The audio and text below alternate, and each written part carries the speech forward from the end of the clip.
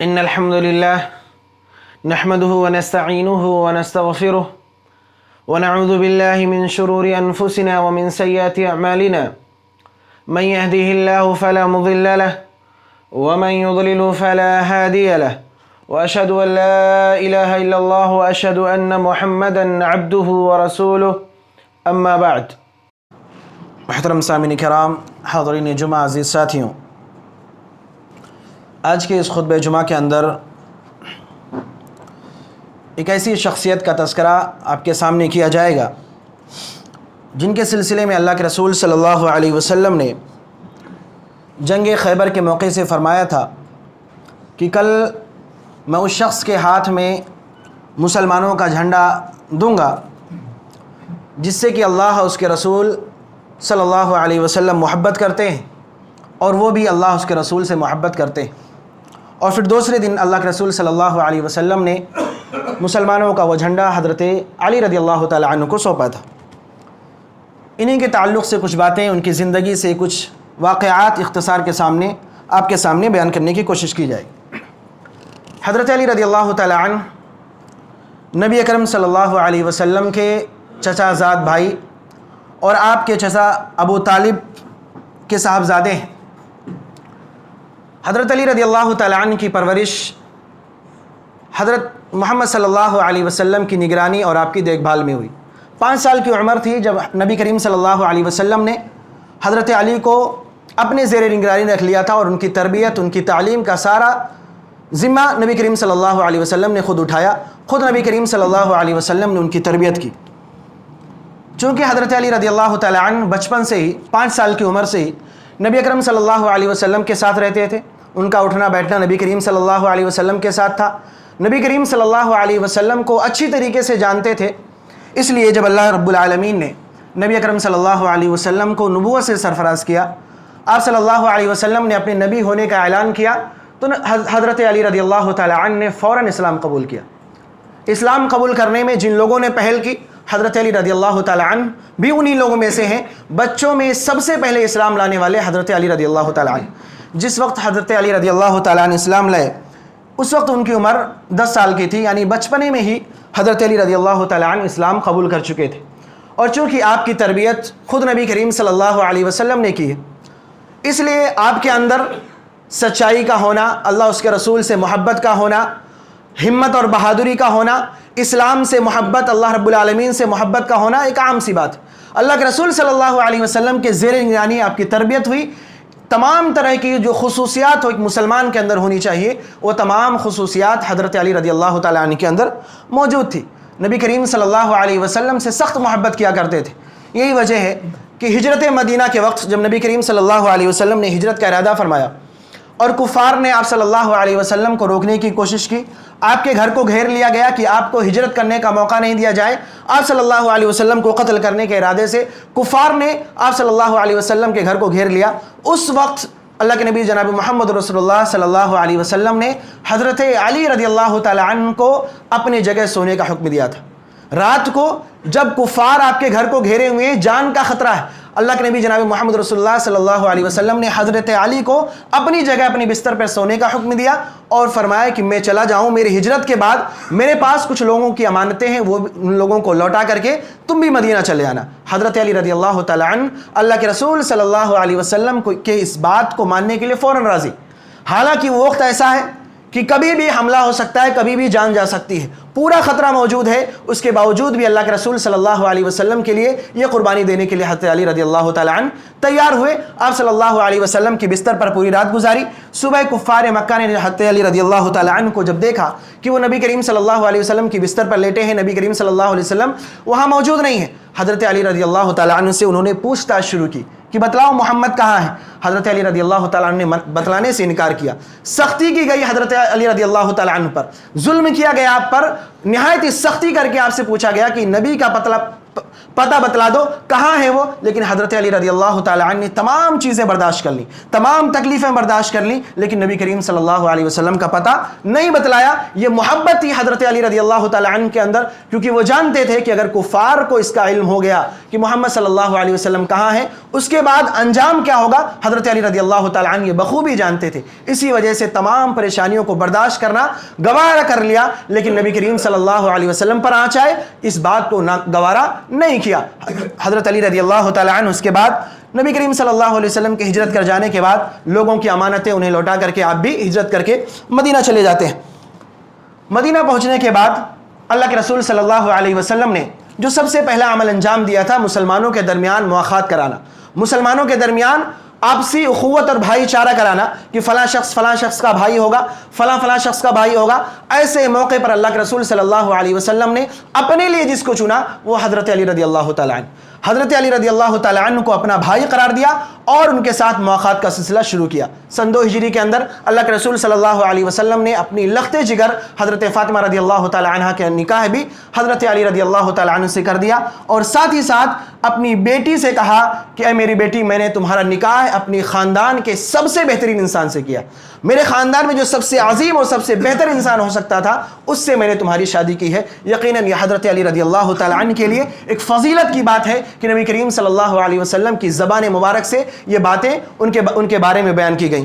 حضرت علی رضی اللہ تعالیٰ عنہ چونکہ اللہ کے رسول صلی اللہ علیہ وسلم کے تربیت یافتہ تھے, اس لیے ان کے اندر اللہ رب العالمین کا خوف ہمیشہ موجود ہوتا تھا, اللہ رب العالمین کا ڈر, اللہ رب العالمین کا تقوی ان کے اندر اس قدر موجود تھا کہ کوئی بھی کام اللہ رب العالمین کی رضا کے علاوہ دوسری کام کے لیے انجام نہیں دیتے تھے. ہر کام میں اللہ رب العالمین کی خوشنودی ہی ان کا مقصود ہوا کرتی تھی. ایک موقع سے جنگ کے موقع پر ایک کافر سے مقابلہ ہوتا ہے, حضرت علی رضی اللہ تعالیٰ عنہ اس پر قابو پا جاتے ہیں, اسے گرا کر کے اس کے سینے پر سوار ہو جاتے ہیں, وار کرنے ہی والے ہوتے ہیں کہ وہ کافر آپ کے چہرے پر تھوک دیتا ہے. حضرت علی رضی اللہ تعالیٰ عنہ اسے چھوڑ کر فوراً الگ ہو جاتے, کھڑے ہو جاتے. کسی نے پوچھا کہ آپ اس پر قابو پا چکے تھے, اس کے باوجود بھی آپ اسے چھوڑ کیوں دیے؟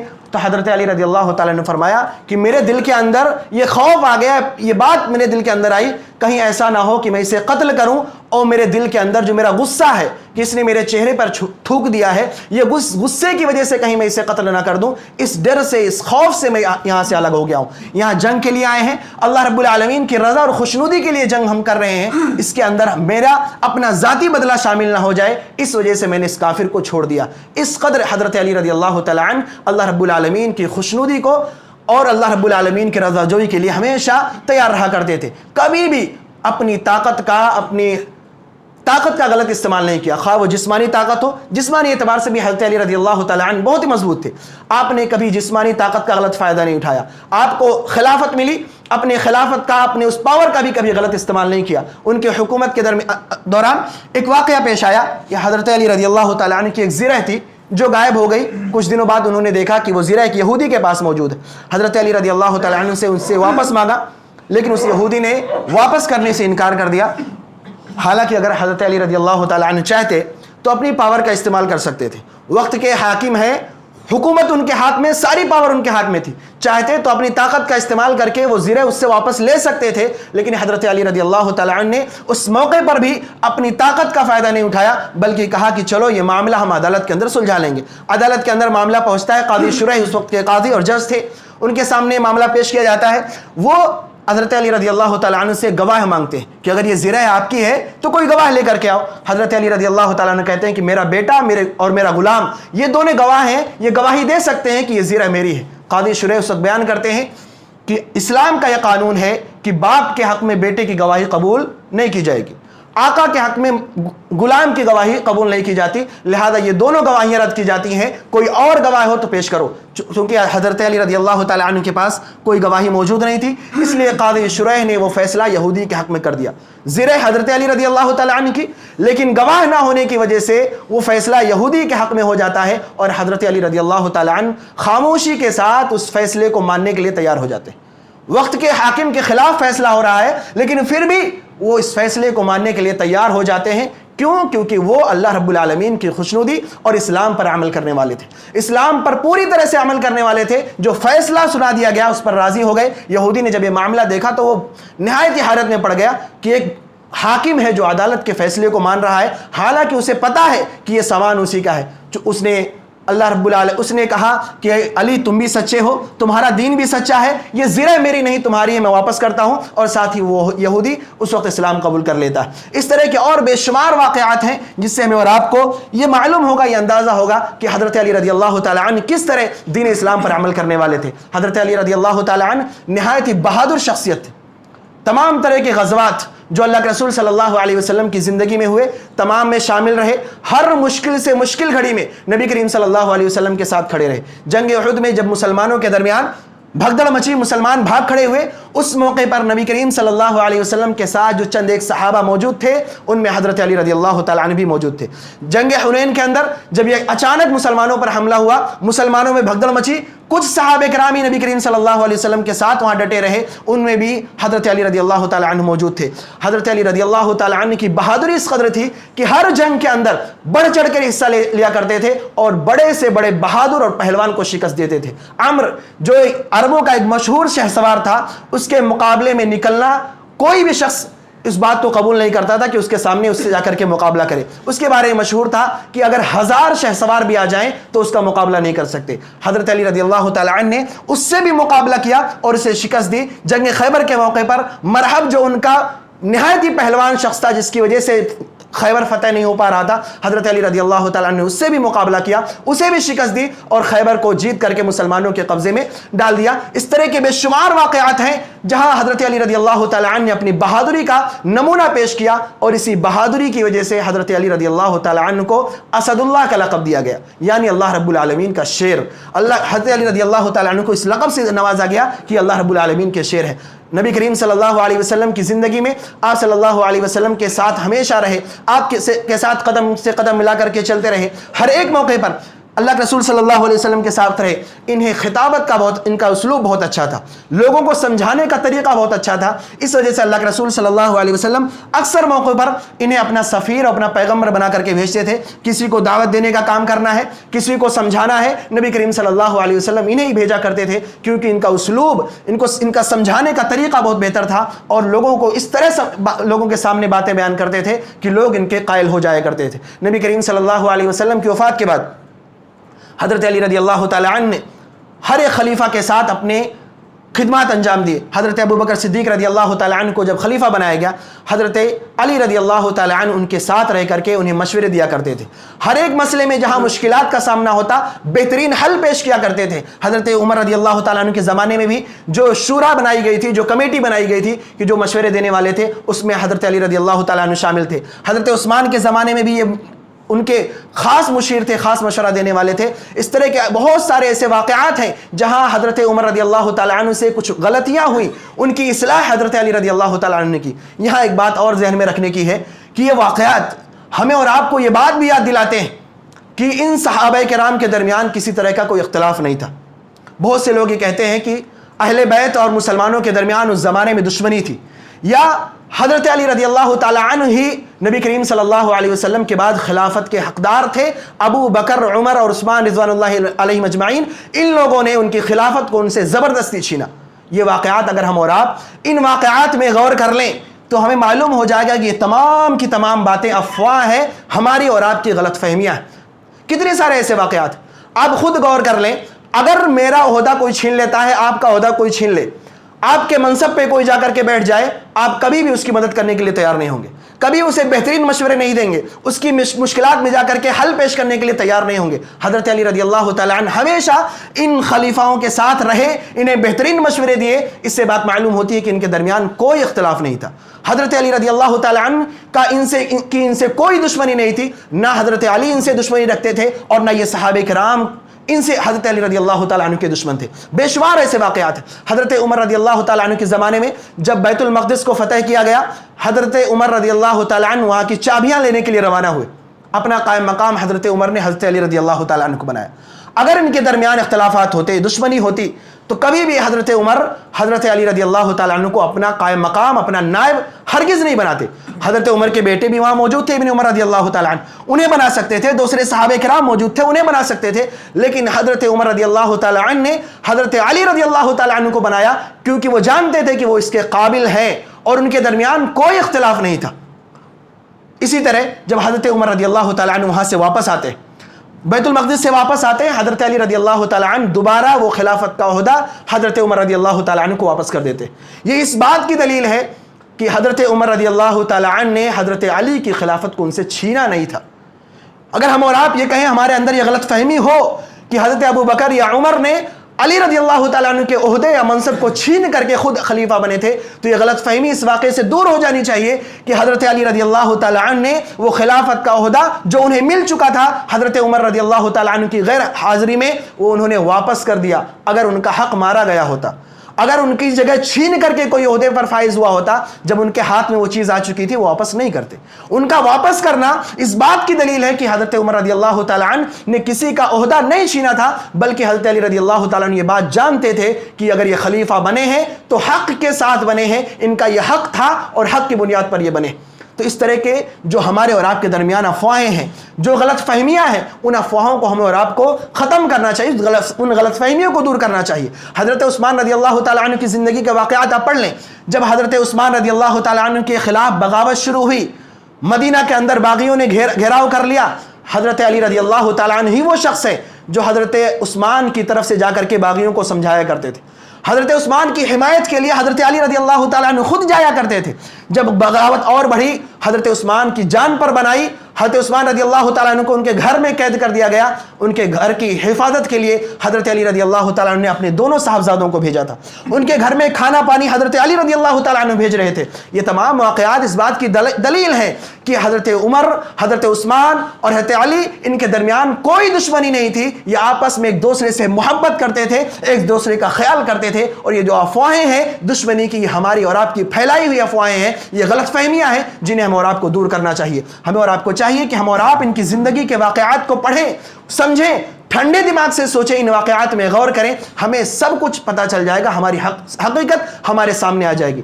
دوسروں کی باتوں پر، افواہوں پر ہم اور آپ کان نہ دھریں، بلکہ خود پڑھ کر کے خود جانکاری حاصل کریں کہ حقیقت کیا ہے۔ اور جب ہم اور آپ خود پڑھیں گے تو حقیقت ہمیں سمجھ میں آ جائے گی کہ ان کے درمیان کوئی دشمنی نہیں، کوئی اختلاف نہیں، یہ ہماری اور آپ کی غلط فہمیاں ہیں۔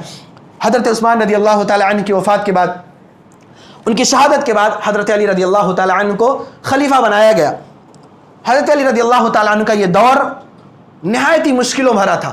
بہت ساری مشکلات، آپسی اختلافات اس زمانے کے اندر رہیں۔ حضرت علی رضی اللہ تعالیٰ عنہ کا پورا دور خلافت انہی مشکلات کو ختم کرنے، انہی اختلافات کو ختم کرنے میں گزر گیا۔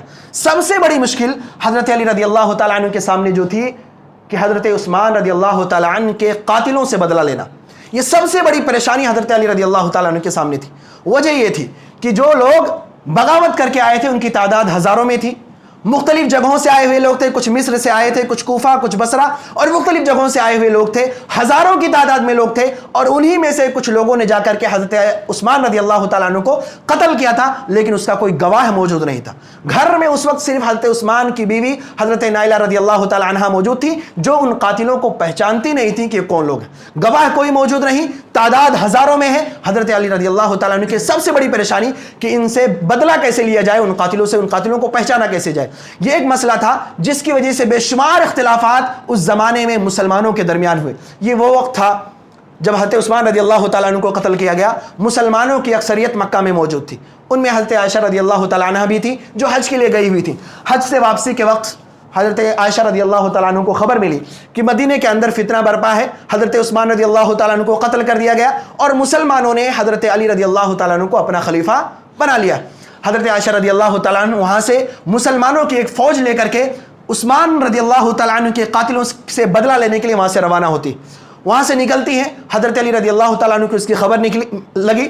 حضرت علی رضی اللہ تعالیٰ عنہ یہاں سے مسلمانوں کی ایک فوج لے کر کے نکلتے ہیں۔ راستے میں بصرہ کے مقام پر ان سے ملاقات ہوتی، وہاں بات چیت ہوتی ہے۔ حضرت عائشہ رضی اللہ تعالیٰ عنہ اپنا مقصد بتلاتی ہیں کہ کس مقصد سے مسلمانوں کو لے کر کے وہاں سے روانہ ہوئی ہیں، کہ حضرت عثمان رضی اللہ تعالیٰ عنہ کے قاتلوں سے بدلہ لینا ہے۔ حضرت علی رضی اللہ تعالیٰ عنہ بھی کہتے ہیں میرا بھی یہی ارادہ ہے، میں بھی چاہتا ہوں کہ حضرت عثمان کے قاتلوں سے بدلہ لوں، لیکن میرے ساتھ مصیبت یہ ہے، ہم نہیں جانتے قاتل کون ہے، کوئی گواہ موجود نہیں ہے۔ حضرت علی رضی اللہ تعالی عنہ وہاں حضرت عائشہ رضی اللہ تعالی عنہ کو تمام معاملہ سمجھاتے ہیں، تمام معاملات بتلاتے ہیں، اور ان کے درمیان جو اختلاف تھا، جو غلط فہمی تھی، وہ ختم ہو جاتی ہے، وہاں کوئی جنگ کا موقع نہیں آتا۔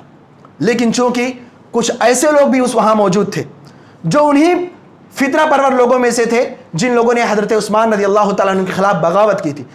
ان کا جو پلان تھا کہ مسلمانوں کے درمیان اختلاف کیا جائے، ان کے درمیان لڑائیاں کروائی جائیں، انہوں نے جب دیکھا کہ یہ پلان ہمارا ختم ہوتا جا رہا ہے، ان کے درمیان تو صلح ہو رہی، ان لوگوں نے ایک پھر سے پروگرام بنایا، اور کچھ لوگ حضرت عائشہ رضی اللہ تعالیٰ عنہ کی فوج میں شامل ہوئے، کچھ لوگ حضرت علی رضی اللہ تعالیٰ عنہ کی فوج میں شامل ہو گئے، اور پھر ان لوگوں نے ایک دوسرے کی فوجوں پر حملہ کر دیا، جس کا نتیجہ یہ ہوا کہ حضرت علی اور حضرت عائشہ کے درمیان یہ غلط فہمی پیدا ہو گئی کہ ان لوگوں نے ایک دوسرے پر حملہ کیا۔ حضرت علی سوچ رہے تھے کہ حضرت عائشہ کی فوج نے حملہ کر دیا، اور حضرت عائشہ سوچ رہی ہے کہ حضرت علی رضی اللہ تعالیٰ عنہ نے ہماری فوج پر حملہ کیا۔ اسی غلط فہمی کی بنیاد پر ان کے درمیان جنگ ہوئی، جسے جنگ جمل کے نام سے جانا جاتا ہے۔ یہ وہ جنگ ہے جس میں مسلمانوں کو خاصا نقصان ہوا، اور اسی جنگ کو بنیاد بنا کر کے بعض لوگ بیان کرتے ہیں کہ حضرت عائشہ رضی اللہ تعالیٰ عنہ اور حضرت علی رضی اللہ تعالیٰ عنہ کے درمیان اختلاف تھا، دشمنی تھی، اور انہی کے اختلاف کی بنیاد پر یہ جنگ ہوئی۔ لیکن حقیقت یہ ہے کہ ان کے درمیان کوئی اختلاف نہیں تھا، جو غلط فہمی تھی وہ بات چیت کر کے ختم ہو چکی تھی، لیکن ان دنگائیوں نے، ان فتنہ پرور لوگوں نے سازش کر کے ان کے درمیان یہ جنگ کروائی تھی۔ حضرت جنگ ختم ہوئی، حضرت عائشہ رضی اللہ تعالی عنہا کو حضرت علی رضی اللہ تعالیٰ نے سمجھا بجھا کر کے دوبارہ مکہ کی طرف روانہ کر دیا، کیونکہ مدینہ کے اندر اس وقت بہت سارے اختلافات تھے، فتنہ موجود تھا، وہاں پریشانیاں تھیں، اس لیے حضرت علی رضی اللہ تعالیٰ عنہ نے حضرت عائشہ کو واپس مکہ بھیج دیا۔ اس موقع سے حضرت علی رضی اللہ تعالیٰ عنہ نے ایک اہم کام یہ کیا کہ مسلمانوں کا جو مرکز تھا مدینہ، اسے اٹھا کر کے کوفہ میں کر دیا۔ وجہ یہ تھی کہ مسلمانوں کا مرکز ہونے کی وجہ سے مدینہ کے اندر بے شمار اختلافات تھے، فتنہ برپا ہو رہا تھا۔ ظاہر سی بات ہے، جہاں حکومت ہوگی، دارالحکومت جو ہوگا، تمام طرح کے اختلافات، تمام طرح کی پریشانیاں وہیں ہوں گی۔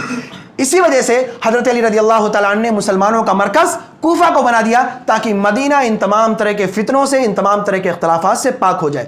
اس کے بعد حضرت علی رضی اللہ تعالیٰ عنہ نے یہ پلان بنایا کہ پہلے حکومت کو مضبوط کر لیتے ہیں، حکومت کے درمیان جو آپسی اختلافات ہیں ان کو ختم کر لیا جائے، اس کے بعد قاتلین عثمان سے بدلہ لے لیا جائے گا، کیونکہ جب تک آپسی اختلافات ختم نہیں ہوتے باہر کے لوگوں سے بدلہ لینا ممکن نہیں تھا۔ اسی کے مد نظر حضرت علی رضی اللہ تعالیٰ عنہ نے نئے سرے سے گورنر بنانے شروع کیے، نئے نئے لوگوں کو گورنری کا عہدہ دے کر کے انہیں مختلف جگہوں پر بھیجا، جنہوں نے جا کر کے اپنا عہدہ سنبھالا۔ ایک گورنر جنہیں حضرت علی رضی اللہ تعالیٰ عنہ نے شام کی طرف بھیجا تھا، جہاں پہلے سے حضرت امیر معاویہ رضی اللہ تعالیٰ عنہ گورنر تھے۔ حضرت امیر معاویہ رضی اللہ تعالیٰ عنہ نے حضرت علی کی بات ماننے سے صاف طور پر انکار کر دیا کہ ہم اس عہدے کو نہیں چھوڑیں گے اور نہ ہی کسی نئے گورنر کو یہاں آنے دیں گے۔ حضرت امیر معاویہ رضی اللہ تعالیٰ عنہ نے اب تک حضرت علی رضی اللہ تعالیٰ عنہ کے ہاتھ پر بیعت نہیں کی تھی، انہیں خلیفہ تسلیم نہیں کیا تھا۔ وجہ یہ تھی کہ حضرت امیر معاویہ کا کہنا تھا کہ آپ پہلے حضرت عثمان کے قاتلوں سے بدلہ لے لیں، اس کے بعد ہم آپ کو خلیفہ مان جائیں گے۔ لیکن حضرت علی رضی اللہ تعالیٰ عنہ کا کہنا یہ تھا کہ پہلے ہم آپسی اختلافات کو ختم کر لیتے ہیں، حکومت مضبوط ہو جائے، اس کے بعد ہم اور آپ بدلہ لے لیں گے۔ اسی اختلافات کی بنیاد پر یہ اختلاف دھیرے دھیرے بڑھتا گیا، اور ایک موقع پر جا کر کے صفین کی جنگ ان دونوں کے درمیان ہوئی۔ حضرت علی رضی اللہ تعالیٰ عنہ کی گروہ اور حضرت امیر معاویہ رضی اللہ تعالیٰ عنہ کی فوج کے درمیان جنگ ہوئی، جس کے درمیان مسلمانوں کو یقیناً بے شمار خسارہ ہوا، اور یہ وہ جنگ تھی جس کے وجہ سے آج مسلمانوں کے درمیان بھی بہت زیادہ اختلاف۔ اسی جنگ کو لے کر کے آج بہت سے مسلمان ایسے ہیں جو حضرت امیر معاویہ رضی اللہ تعالیٰ عنہ کو برا بھلا کہتے ہیں۔ یہی جنگ ہے جس کی وجہ سے بہت سے مسلمان ایسے جو حضرت علی رضی اللہ تعالیٰ عنہ کو برا بھلا کہتے ہیں۔ یقیناً یہ جنگ تھی جو نہیں ہونی چاہیے تھی، اس وقت کے اختلافات کی بنیاد پر ہوئی، لیکن ہمیں اور آپ کو یہ کوئی حق نہیں پہنچتا کہ ہم اور آپ اس جنگ کو بنیاد بنا کر کے حضرت علی یا امیر معاویہ رضی اللہ تعالی عنہما میں سے کسی کو بھی کسی طرح کا کوئی برا بھلا لفظ ان کے بارے میں نکالیں۔ یہ ان کے معاملات تھے، ان کے آپسی اختلافات تھے، یہ معاملہ ان کے اور اللہ رب العالمین کے درمیان ہے۔ اللہ رب العالمین ان کے ساتھ کیا معاملہ کرے گا، ہم اور آپ اسے وہیں چھوڑ دیں، ہم اس کے اندر اپنی باتوں کو داخل نہ کریں، ہم یہاں گھس کر کے کسی کو برا بھلا کہنے کی ہرگز کوشش نہ کریں، نہ امیر معاویہ رضی اللہ تعالیٰ عنہ کو اور نہ ہی حضرت علی رضی اللہ تعالیٰ عنہ کو، کیونکہ یہ دونوں کے دونوں صحابہ ہیں، اور صحابہ کرام کے بارے میں اللہ کے رسول صلی اللہ علیہ وسلم نے فرمایا ہے لا تسبوا اصحابی، کہ میرے صحابہ کرام کو برا بھلا مت کہو، انہیں گالیاں نہ دو۔ دو۔ لہذا ہمارے اور آپ کے لیے کسی بھی طرح جائز اور درست نہیں ہو سکتا کہ ہم اور آپ اس کو بنیاد بنا کر کے ان دونوں میں سے یا کسی بھی صحابہ کرام کو کسی طرح کا کوئی برا لفظ ان کے بارے میں ہم اور آپ اپنی زبان سے نکالیں۔ یقیناً یہ ایسا مسئلہ ہے جو آج ہمارے معاشرے کے اندر بہت عام ہے۔ ایک گروہ امیر معاویہ کو برا بھلا کہتا ہے، دوسرا گروہ حضرت علی رضی اللہ تعالیٰ عنہ کو برا بھلا کہتا ہے۔ ہمیں اور آپ کو اس سے دور رہنا چاہیے۔ ایک ایسا مسئلہ ہے جس سے نہ تو ہمارے دین کا کوئی معاملہ ہے، نہ ہم اور آپ اس کو جان کر کے اس جھگڑے میں پڑھ کر کے اپنے دین کا کوئی بھلا نہیں کرنے والے۔ ہم اور آپ اپنا نقصان تو کر سکتے ہیں لیکن اس جھگڑے میں پڑھ کر کے ہمیں اور آپ کو کوئی فائدہ نہیں ہونے والا۔ اگر ہم اور آپ اپنے آپ کو جھگڑے سے دور بھی کر لیں تو ہمارے ایمان میں کوئی کمی ہرگز نہیں ہوگی۔ لہذا ہمیں اور آپ کو چاہیے کہ ہم اور آپ اس چیز سے دور ہی رہیں، اس مسئلے میں ہم اور آپ نہ پڑے، ورنہ ہمارا اور آپ کا ایمان خطرے میں آ سکتا ہے۔ حضرت علی رضی اللہ تعالیٰ عنہ کی زندگی اور آپ کا جو دور خلافت ہے، انہی اختلافات میں سے گزرتا ہوا مختصر 5-5.5 سال کا عرصہ آپ کی حکومت کا رہا، اور پورا عرصہ یہ انہی اختلافات میں، انہی فتنوں کو ختم کرنے میں، خوارج جو حضرت علی رضی اللہ تعالیٰ عنہ کے زمانے میں جن کا ظہور ہوا ان سے نپٹنے میں، انہی تمام چیزوں میں حضرت علی رضی اللہ تعالیٰ عنہ کا یہ پورا دور خلافت ختم ہو گیا۔ اور حضرت علی رضی اللہ تعالیٰ عنہ کی شہادت اور ان کے قتل کی ذمہ داری بھی انہی خوارج پر آتی۔ ایک لمبا واقعہ ہے کہ یہ خوارج کہاں سے نکلے، ان کا گروہ کہاں ہے، یہ ایک لمبی تفصیل ہے جس کو بیان نہیں کیا جا سکتا وقت کی کمی کی وجہ سے، لیکن یہ وہ لوگ ہیں جو حضرت علی رضی اللہ تعالیٰ عنہ کے گروہ ان کی فوج سے ہی نکلے تھے۔ جنگ صفین کے موقع پر ایک مسئلے کو لے کر کے اختلاف ہوا اور یہ خوارج انہی حضرت علی رضی اللہ تعالیٰ عنہ کی فوج سے ہی نکلے تھے۔ انہوں نے اپنا ایک الگ گروہ بنایا اور تب سے لے کر کے آج تک یہ لوگ موجود ہیں، اور تب سے لے کر کے آج تک یہ اسلام کو نقصان پہنچاتے آ رہے ہیں۔ اور یہی وہ لوگ ہیں جنہوں نے حضرت علی رضی اللہ تعالیٰ عنہ کی قتل کرنے کا پورا پلان بنایا تھا۔ انہوں نے حضرت امیر معاویہ، سعد بن ابی وقاص اور حضرت علی رضی اللہ تعالیٰ عنہ تینوں کو ایک ہی دن ایک ہی وقت قتل کرنے کا پورا پلان بنایا تھا، لیکن چونکہ حضرت امیر معاویہ رضی اللہ تعالیٰ عنہ پر بھی حملہ ہوا، ان کو معمولی زخم آئے، وہ بچ گئے تھے۔ حضرت سعد بن ابی وقاص رضی اللہ تعالیٰ عنہ اس دن بیمار تھے، بیماری کی وجہ سے مسجد نہیں جا سکے، نماز کے لیے نہیں نکلے تھے، اس وجہ سے حضرت سعد بن ابی وقاص پر حملہ نہیں ہو سکا۔ حضرت علی رضی اللہ تعالیٰ عنہ جن پر عبد الرحمن بن ملجم نے حملہ کیا، فجر کے وقت حضرت علی رضی اللہ تعالیٰ عنہ گھر سے مسجد کے لیے روانہ ہوتے ہیں، راستے میں جو کہ عبد الرحمن بن ملجم حضرت علی رضی اللہ تعالیٰ عنہ پر حملہ کرنے کے لیے تیار بیٹھا تھا، تلوار جو کہ زہر آلود تھی، اس تلوار سے حضرت علی رضی اللہ تعالیٰ عنہ پر حملہ کیا، اور زخم گہرا تھا۔ حضرت علی رضی اللہ تعالیٰ عنہ اسی زخم کی وجہ سے شہید ہوئے۔ حضرت علی رضی اللہ تعالیٰ عنہ اپنی زندگی میں اپنے بیٹوں کو، حضرت حسن اور حسین کو یہ وصیت کی تھی کہ عبد الرحمن بن ملجم کے ساتھ اچھا سلوک کرنا، اگر میں زندہ بچ گیا تو اس کے ساتھ کیا معاملہ کرنا ہے وہ میرا معاملہ ہے، میں دیکھ لوں گا، اور اگر میری وفات ہو گئی اس زخم کی وجہ سے تو اللہ رب العالمین کے ہاں میں اس سے بدلہ لے لوں گا، لیکن تم لوگ عبد الرحمن کے ساتھ اچھا سلوک کرنا۔ اور پھر اسی زخم سے یہ زہر جو حضرت علی رضی اللہ تعالیٰ عنہ کے جسم میں جا چکا تھا، اس کی وجہ سے حضرت علی رضی اللہ تعالیٰ عنہ کی وفات ہو جاتی ہے، اور حضرت علی رضی اللہ تعالیٰ عنہ کی زندگی یہی ختم ہوتی ہے۔ حضرت علی رضی اللہ تعالیٰ عنہ کی زندگی کے کچھ واقعات، کچھ مختصر واقعات آپ کے سامنے بیان کیے گئے۔ ضرورت اس بات کی ہے کہ ہم اور آپ ان صحابہ کرام کی زندگیوں کے بارے میں خود مطالعہ کریں، لوگوں کی سنی سنائی باتوں پر عمل نہ کریں۔ بسا اوقات لوگ ایسی باتیں بیان کر دیتے ہیں جس کا حقیقت سے کوئی لینا دینا نہیں ہوتا، اور اس وجہ سے اس باتوں پر ہم یقین کر کے صحابہ کرام کے بارے میں غلط فہمیاں پال لیتے ہیں۔ صحابہ کرام کے بارے میں ہمارے دل کے اندر مختلف باتیں آتی ہیں، ہم انہیں برا بھلا کہنے لگتے ہیں۔ ہمیں اور آپ کو چاہیے کہ ہم صحابہ کرام کی زندگیوں کا خود مطالعہ کریں اور حقیقت کیا ہے اس بات کو جاننے کی کوشش کریں، تاکہ ہم اور آپ صحابہ کرام کے بارے میں ان کی زندگی کی حقیقت کو ہم اور آپ جان سکیں۔ اللہ رب العالمین سے دعا ہے کہ اللہ رب العالمین ہم تمام مسلمانوں کو صحابہ کرام کی سیرت کو پڑھنے اور اسے سمجھنے کی توفیق عطا فرمائے۔ اللہ رب العالمین ہم تمام مسلمانوں کو صحابہ کرام کی زندگیوں سے عبرت حاصل کرنے کی توفیق عطا فرمائے۔ اللہ رب العالمین ہم تمام مسلمانوں کو صحابہ کرام کی طریقے پر انہیں اپنا نمونہ اور آئیڈیل مانتے ہوئے زندگی گزارنے کی توفیق عطا فرمائے۔ اللہ رب العالمین ہم تمام مسلمانوں کو نیک اعمال کی توفیق عطا فرمائے، برائیوں سے محفوظ رکھے جب تک ہم اور آپ اس دنیا کے اندر زندہ رہیں، ایمان پر رہیں، اسلام پر رہیں، جب ہمارا خاتمہ ہو تو ایمان پر ہو، آمین۔